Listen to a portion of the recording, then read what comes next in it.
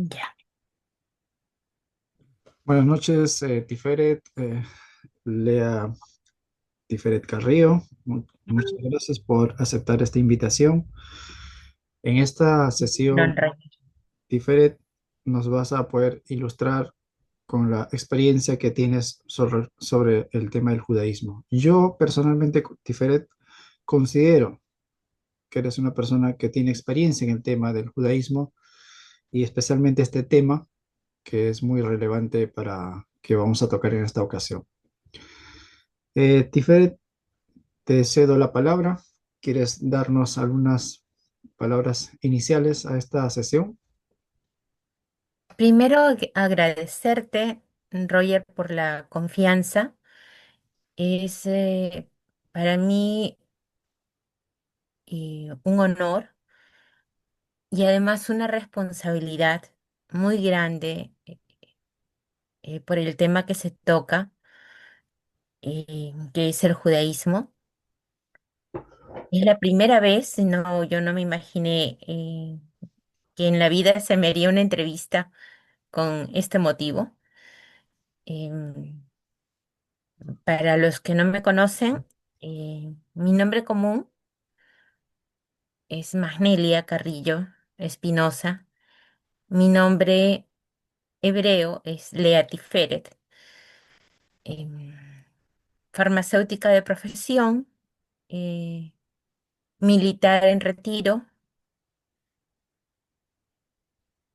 Así que tengo una carrera detrás mío y un compromiso de fe en camino al futuro. Nada Perfecto, más. muchas gracias, Tiferet. Eh, Permítame expresarte, Tiferet, unas palabras. Te considero a ti como una persona muy firme en tu convicción, muy correcta, muy recta. Me parece muy bien. Yo hasta ahora tengo presente tus consejos, tus orientaciones que me has dado durante las sesiones que hemos estado llevando por un tiempo. Te considero una persona muy excelente. La verdad, te agradezco. Ha sido como para mí una madre darme consejos en varios puntos, en varios aspectos, ¿no? En las cuales yo me he estado desempeñando hasta el día de hoy. Tiferet, muchas gracias nuevamente por esta oportunidad. Nos vamos a tocar en el tema sobre la mujer en el judaísmo. Yo tengo por entendido que ya tienes buen tiempo practicando el Shabbat, practicando las fiestas, practicando las misbot, ¿no? Tengo esa referencia de tu persona, que eres una persona observante, pero ya tengo las últimas noticias que justamente me has mencionado, que has hecho la conversión al judaísmo. Y eso es muy satisfactorio, de hecho, para ti, como para también para aquellos que te puedan escuchar como yo, ¿no? Platícanos, por favor, Tiferet, ¿cómo es el proceso de la conversión? ¿Cómo has realizado el proceso de tu conversión al judaísmo? Que es el anhelo incluso de muchos peruanos y muchas peruanas, es un anhelo que muchas personas tienen, lo cual quizás no tenemos los medios necesarios, los recursos o la información necesaria para poder hacer ese proceso y hacerlo de manera muy formal. El camino del judaísmo es un camino que uno va encontrando en el camino. No es un camino en el cual tú te digas, voy a ser judío. No. O bueno, no fue así mi camino, como empecé. Y mi historia empieza a la edad de 9 años. Yo estudié toda mi vida, incluso parte de la universidad, estuve en un internado religioso católico Mm. y siempre fui muy querida por las religiosas, por mi comportamiento. eh, y bueno, Pero mi primera pregunta fue en una clase, en primaria, a los 9 años. Le dije a la madre, ¿por qué no leemos el Antiguo Testamento? Ujú, Y ella me dijo, puedes leerlo. Si tú quieres, empieza a leerlo. Y bueno, tan pequeñita yo no entendía las implicancias de ese permiso que me dio, ujú, porque yo no entendía hasta ese momento, de lo pequeña que era, por qué se estudiaba solamente el Nuevo Testamento y no el Antiguo. Pero ya, me dieron permiso. Y yo, a lo que podía, en lo que entendía, iba leyendo y de pronto, pues, eh, cuando llegué a los 14 años, en alguna ocasión fui firme y en casa expresé, yo no creo en la Virgen, yo no creo en los santos. Eso costó disputas familiares ujú, muy delicadas que hicieron que yo guardara silencio, pero mantuviera a su vez mi curiosidad de seguir buscando, porque yo ya había empezado a buscar pequeñita y no me había dado cuenta. ujú. Exactamente. Eh, y así fue como llegando al internado en la universidad, de repente se presentan amigos en la universidad de diferentes religiones y a uno los invitan a sus festividades, a sus iglesias, templos, a sus casas de oración, ¿no? Por decirlo de alguna manera.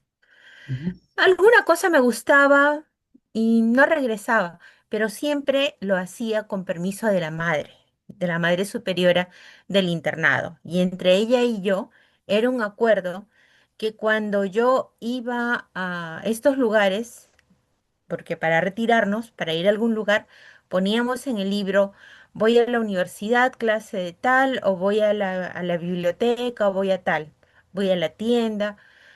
Entonces yo tenía que poner que iba a la biblioteca, pero siempre coordinado con la madre. Y así, hasta que pertenecí también a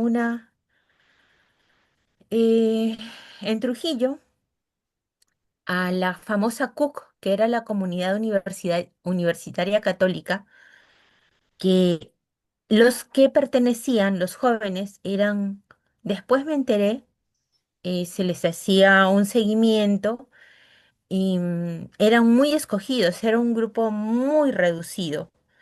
Y yo había sido escogida, pero como te comento, pues mis curiosidades espirituales yo las guardaba solamente con la religiosa ujú, y no las contaba y no las conversaba con nadie más, porque ya así pues en casa encontré problemas y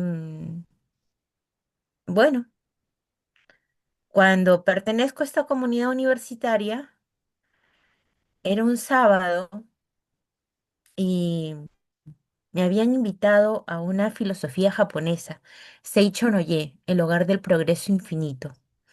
ujú, Y dijeron cosas ahí que me parecían muy importantes, que hay que agradecer al Creador por el sol, por la luna, por las estrellas, por la casa que tenemos, por la silla donde nos sentamos, agradecer todo lo que Él nos proporciona para, para ayudarnos a crecer. Me pareció muy interesante. Y fui al siguiente sábado y Monseñor, que era Monseñor Manuel Prado Pérez Rosas, me preguntó por qué no había ido el sábado anterior. Y yo le dije, mire, Monseñor, muy emocionada yo de eso bonito, según yo, que había encontrado. Encontré unos gritos, unas acusaciones muy graves y todo era en la reunión con los demás compañeros. Es lo que sucedió. Yo me sentí muy mal, pero también pensé que él era un hombre y se equivocaba. Terminó la reunión, fui, y el siguiente sábado, de manera curiosa, justo era el día de mi cumpleaños, y yo no fui a la reunión de aquel sábado. Entonces llegaron eh, cuatro de los miembros. Yo ya no vivía en el internado de religiosas en ese momento, vivía en una casa similar a un internado, pero era de una matrona de la Sinfónica de Trujillo, la señora Ulloa. Y la casa tenía así todas las características muy, muy serias, muy, muy tradicionales. El hecho es que cuando llegan y me dicen, tienes que ir a la reunión, Monseñor te está esperando. Y yo, muy asombrada, lo único que dije es, no voy a ir, pero te ha hecho un ágape, es Monseñor. Y yo lo único que dije es, ¿y? O sea, es Monseñor, pues es un humano, va a ser un ágape y yo no me tengo por qué sentir comprometida a ir porque se trate de Monseñor. Yo, sin haberlo meditado mucho, el sábado anterior, motivo mm, de la molestia de Monseñor conmigo, yo tomé una decisión en ese momento. Es Monseñor se equivocó, pero este lugar ya no me pertenece. Yo había llegado a esa conclusión y no me había dado cuenta. Entonces, cuando me insisten, yo les dije, no, no voy a ir, porque no, no es el lugar en el cual quiero estar. Exacto. Me insistieron y yo dije, no, porque yo hacía muchos años, yo tenía la convicción que solamente estaba en la Iglesia Católica porque era donde había nacido y no conocía formalmente nada más. Ya estaba conociendo otros lugares, pero no me quedaba con ninguno tampoco. Y bueno, a partir de ese momento sí marcó un antes y un después, Ujú. porque dije, ya no es ningún grupo para mí. Había yo llegado a lo más exclusivo del exclusivo de la comunidad universitaria católica, de los más escogidos, y simplemente dije, no, no es para mí. Pero estando en la universidad, también pertenecía a una asociación científica farmacéutica donde organizábamos charlas, congresos, talleres.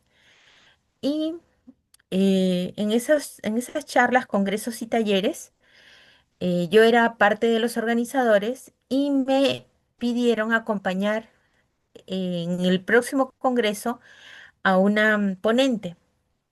Y nos dijeron, acompáñala tú porque como tú vas de vez en cuando a comer al vegetariano, esta profesora ha pedido comida vegetariana.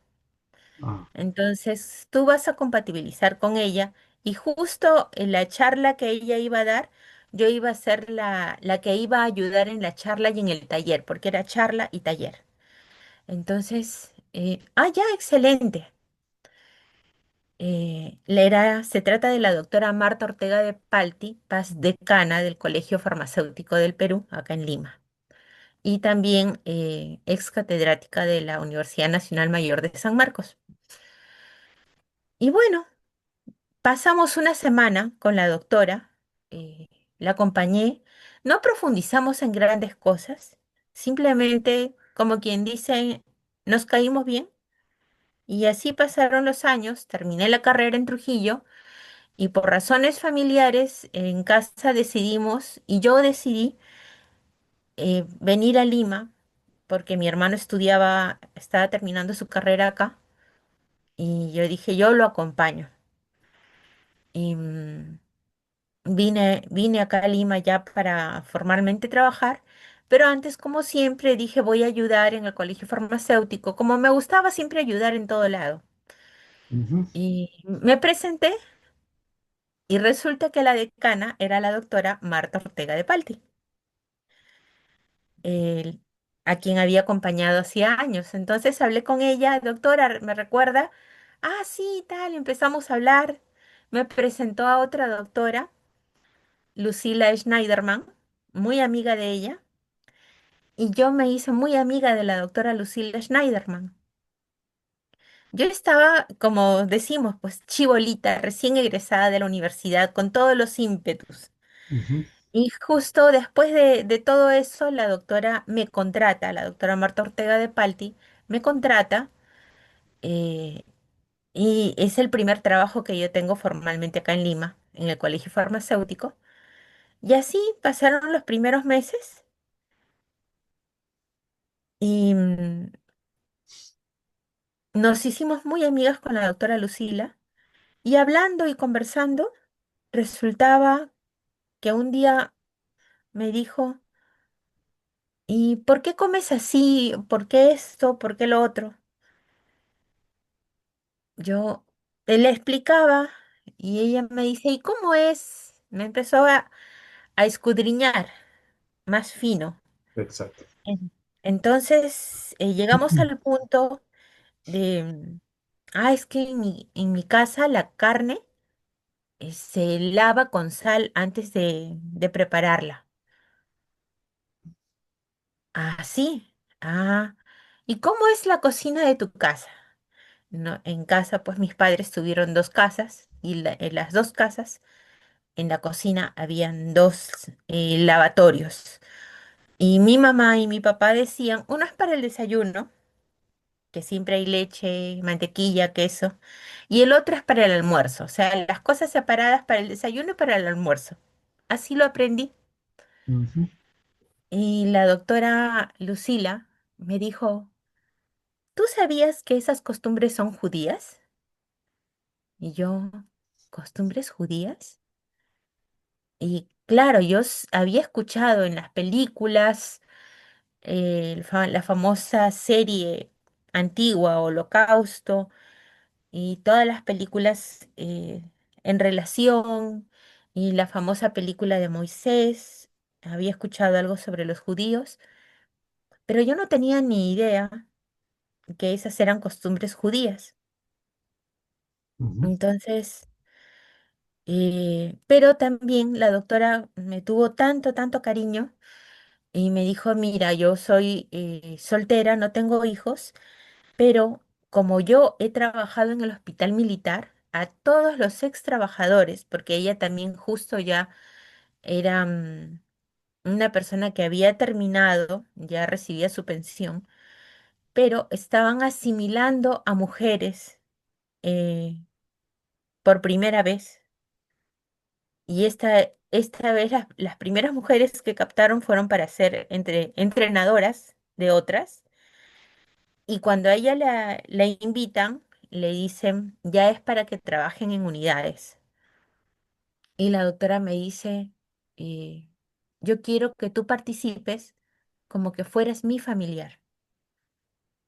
Así que me dio la invitación, participé en el concurso, ingresé y me mandaron a fuerzas especiales donde ahí no hay tiempo, pues, realmente se vive dentro de la, porque es unidad de combate, y ya no la vi a la doctora, solamente sabía por pequeñas llamadas telefónicas que hacía, pues antes no había celular, no era como ahora. ujú, Y lastimosamente la doctora murió al año siguiente de asimilarme. Murió un 7 de junio de 1999 y yo me quedé con la inquietud de la vida judía. ujú, Empecé a leer en lo que podía, como estaba haciendo también mi maestría en la Cayetano, y en la Cayetano teníamos biblioteca por internet, bueno, Cayetano siempre ha estado a la vanguardia, y podía pues a través de internet abrir algunas cosas en aquellas épocas, ujú, pero así a lo que podía. O sea, iba a mis clases y en lo poquito, un ratito entraba, pero el resto estaba estudiando la maestría. Hasta que pasaron algunos años y encontré un contacto por internet de una comunidad en San Felipe y yo dije, aquí quiero estar, porque ya había leído más o menos de qué se trataba Y yo dije, quiero, yo quiero. Ujú.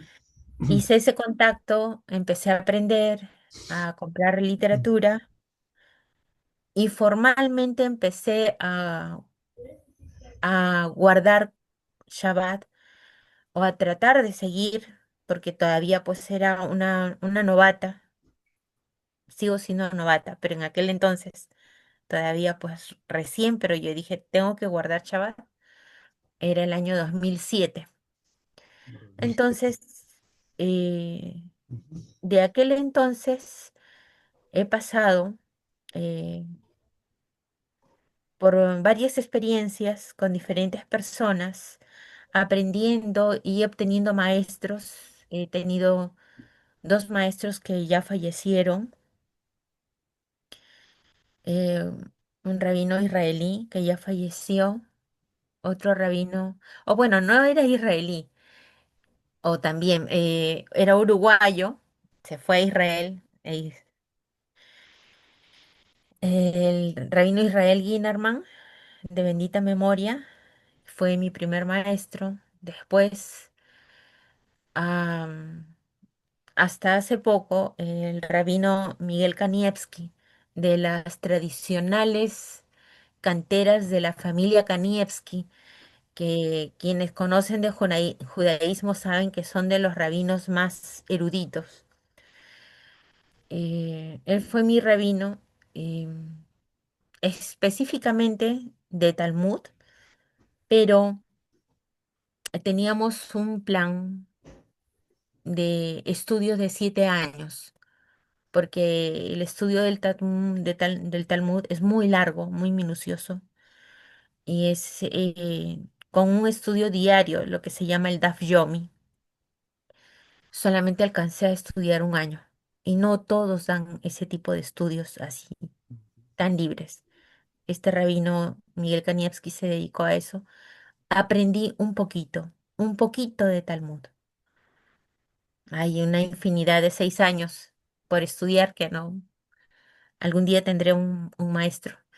Y bueno, así de pronto se dio, yo seguí estudiando, se dio la oportunidad y este año se realizó el GIUR, el proceso formal de conversión, y ahora puedo decir soy judía y hay una gran responsabilidad con ello. Ese ha sido mi camino, mi estimado amigo. Por lo que veo, ha sido un viaje con bastantes aventuras con respecto a la fe, ¿no? Eh, Has interactuado con otros credos, has visto su manera de percibir, ¿no? Dar gracias, algo que quizás no se suele hacer en otros credos, ¿no? Para cualquier asunto, ¿no? Y realmente estoy sorprendido, Tiferet, por el hecho de que hay antecedentes de prácticas judías en, en tus ancestros, en tus padres. Obviamente eso viene, pues, ¿no? De cadena, viene. Entonces, el hecho de separar los lácteos de carnes, el hecho de separar cubiertas o ciertos utensilios para una cosa, para otra cosa, entonces eso no es una práctica, es una práctica que proviene del judaísmo, ¿no? Así Y, es, sí, yo les he preguntado, por el lado de mamá, he preguntado a una tía, porque en realidad casi no he tenido mucho contacto con el lado materno, pero le pregunté a una tía y no sabe nada. Sin Ujú, embargo, mi hermano me comentó que mi mamá en su lecho de muerte le dijo que teníamos familia judía. Yo sorprendida. claro. A mí no me lo dijo, nunca lo manifestó y no he llegado a conocer a esa familia porque no conozco casi a nadie. Y por el lado de papá, una tía que es la más cercana, ella también me dice, sí, la carne queda exquisita, es mejor, es más rica, se lava así, se lava de esta manera con la sal y tal, tal, explicándome ella y yo queriendo saber más, ¿no? Pero más allá tampoco saben, pero son costumbres que se han guardado probablemente generaciones tras generaciones. em, y acá estamos, y esa es la historia. Y dime, Tiferet, el, el proceso de conversión, o sea, digamos, ya lo tienes de manera muy formal, ¿cuáles son los pasos, ¿no? ¿Qué sucede? ¿Existe una especie de servicio, un ritual específico para ello? Lo primero es asegurarte en, en encontrar un maestro que te lleve a un DIN, a un buen DIN, a unos buenos jueces. Porque cuando estaba pues recién iniciándome en aquel año, ya era el 2010, y recién me he acordado el otro día por una conversación, porque yo ya lo tenía olvidado, y encontré en internet conversiones online y Sí, claro. tal, fulano rabino y tal, me contacté yo muy emocionada. Entonces se hicieron unas transacciones, di algo de dinero, em, y después me mandaron un banco de preguntas. Me dijeron, estudia este banco de preguntas. Pasaron una serie de cosas, pero hago un corte en este momento. Ese banco de preguntas yo lo he encontrado, voy a sacar de aquí de mi Ajá. biblioteca, que era este libro. Preguntas y respuestas sobre el judaísmo y los 613 preceptos. Ajá. Ujú, Entonces, este libro lo he adquirido hace no mucho, el año pasado, y cuando lo adquirí, recordé ese banco de preguntas que me dieron y dije, ah, de acá lo sacaron. ujú, Entonces, pero este libro, ¿cuánto costó? $90. ¿Y cuánto me costó darle como parte del proceso a esta persona que le envié? Fueron $500.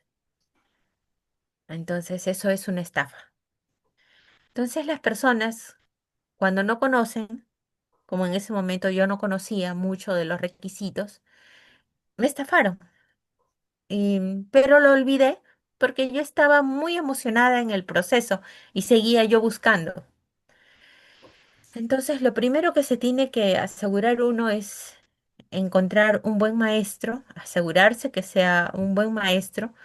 Como yo manejo un poco el inglés, yo encontré un, eh, un rabino en Estados Unidos que se dedicaba a verificar jueces, Dayan, alrededor del mundo y ubicaba a las personas y les decía qué lugar era el más próximo para que pueda hacer su conversión, porque hay personas que tienen que mudarse muchas ujú. veces. Claro. Entonces, a través de este rabino, em, empecé yo a verificar a los primeros maestros y ya después, con el tiempo, ya ahora conocemos más el internet, ya con los celulares, te manda los algoritmos porque ya tienen la búsqueda. O sea, vas buscando determinados rabinos y te sugiere. O sea, ya te va sugiriendo. Y es así como yo conocí al rabino Miguel Kanievski, por una sugerencia. Y después supe pues de la altísima trascendencia que tenía ser su alumna y tener un maestro como él. Ujú, Y bueno, el hecho es que se tiene un buen DIN, unos buenos jueces o un buen maestro, o este maestro te propone el DIN y se preocupa el maestro porque tus jueces, los que van a verificar, los que te van a examinar sean los más idóneos. Entonces, pero antes hay que presentar expedientes, documentos, certificados, si estás soltero, si estás casado. Si estás casado, tiene eh, que tu pareja, tu esposo, esposa, también desear convertirse, porque si estás casado y la pareja no se quiere convertir, no es posible hacer ese proceso. Mm, Entonces, en mm, mi caso, yo era divorciada y simplemente con el certificado de divorcio inscrito, eh, pude demostrar eso y conmigo no había problema. Entonces, todo esto se hizo con un proceso de más de un año, 2 años de anticipación, porque más o menos así se estaba estudiando. em, y hasta que vino el momento y dijeron, bueno, ya llegó la hora. Entonces hay una serie de gastos que hacer, pagar el viaje de los rabinos, porque son gastos que uno tiene que asumir. Y Y el trabajo de los jueces cobran por un trabajo promedio. No es que, porque podría interpretarse como que si les pagas, estás sobornando. Incluso hay una ley sobre eso, una ley judía que habla cómo se manejan los jueces. Entonces, lo que ellos cobran no es un monto de asustarse, ¿no? ujú, Es un monto que uno con esfuerzo lo puede pagar. Y sin embargo no puede afectarles en el honor.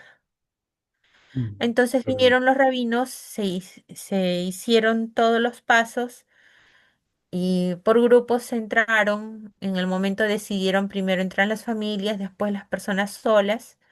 Entonces nos hicieron las preguntas, hicimos las preguntas y ya. Y después se eligió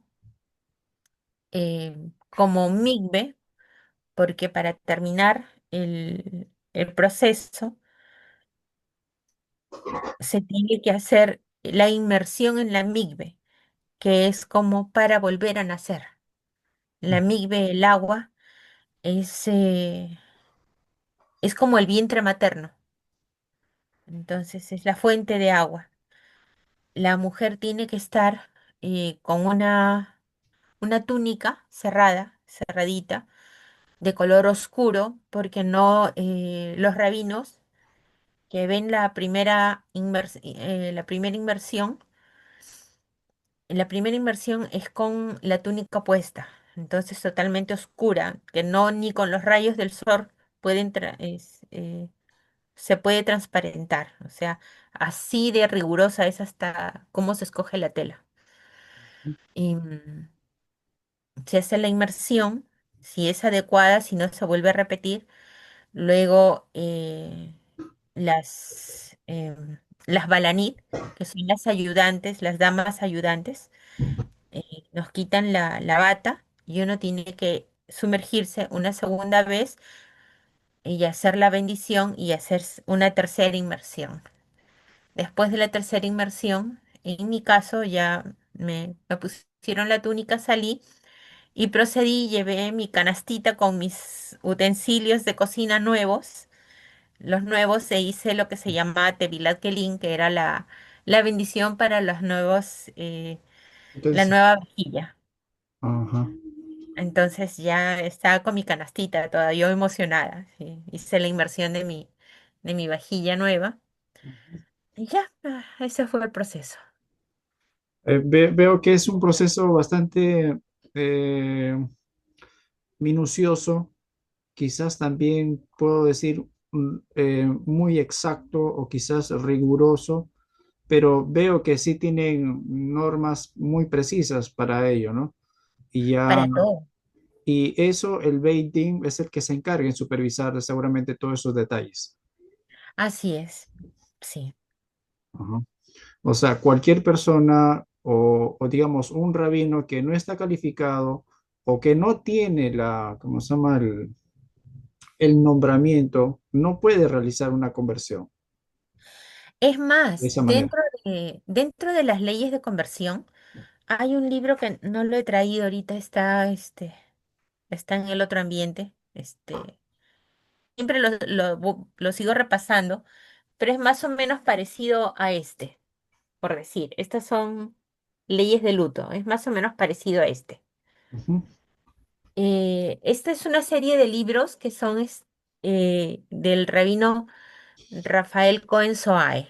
Es un rabino que se dedicó a hacer una colección de libros con diferentes leyes. Entonces, en las leyes de conversión, por ejemplo, está especificado en el libro que los que hacen la conversión tienen que ser tres rabinos nativos.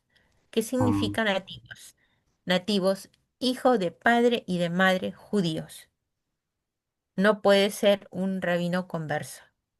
exacto. Por ejemplo, Eso, es una de las condiciones. veo que eso marca el punto central. Tienen que ser nativos, o sea, no conversos o asimilados o sea cual sea, pero tienen que ser nativos, como lo acabas de mencionar. Y eso Ujú. creo que la mayoría de las personas desconocemos. Sí, yo conozco un rabino que hace conversión. Sí, yo conozco una comunidad que hace conversión, pero tenemos que preguntarnos si el rabino es nativo y tiene la ordenación. Si no es nativo ni tiene la ordenación, entonces ahí debemos tener mucho cuidado diferente. Se llama semijá. La semijá es el documento en el cual se le ordena rabino, por decirlo así, ¿no? Ujú. Se dice que ya estudió, ya aprobó para ser rabino. Son más o menos un promedio de 8 años de estudio. Durante ese proceso de 8 años estudian lo que es la Torah escrita, la Torah oral, ¿no?